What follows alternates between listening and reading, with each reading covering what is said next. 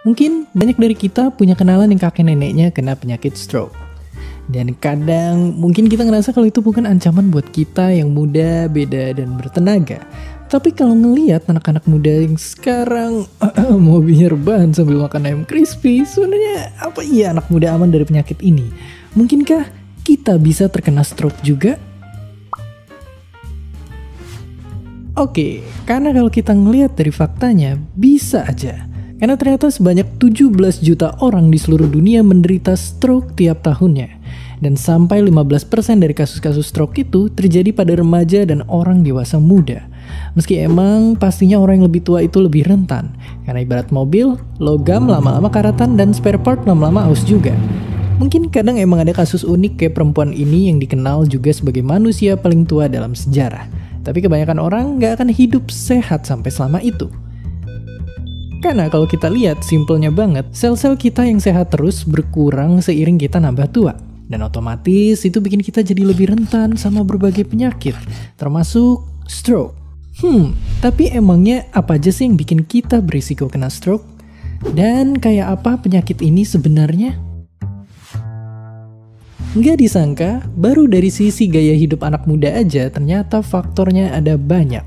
Dan simpelnya banget, kita kena stroke itu waktu otak berhenti dapat suplai oksigen karena aliran darah keputus.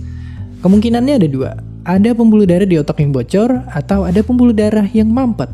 Dan bayangin otak itu ibarat jadi sistem kendali pusat, jadi kalau ada bagian yang sel-selnya rusak, otomatis badan kita akan langsung kena imbasnya.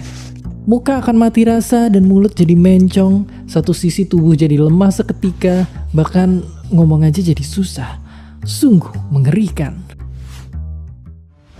Stroke itu begitu menakutkan, karena kalau nggak langsung ditanganin sama dokter, otak jadi beresiko cedera selamanya.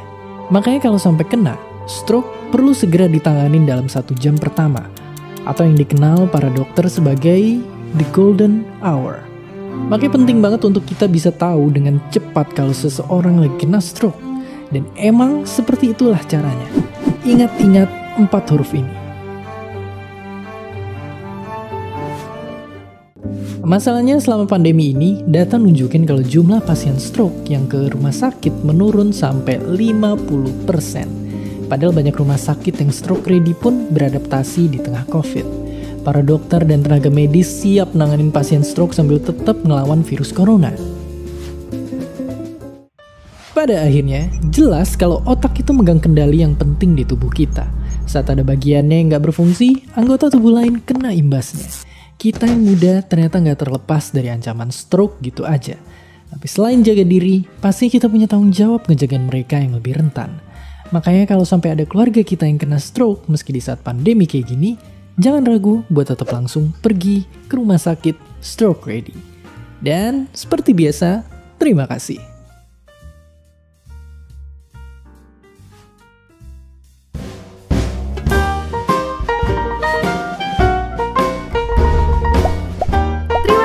Udah nonton Kok Bisa? Punya pertanyaan lagi? Tulis aja di kolom komentar di bawah. Keep asking and stay curious.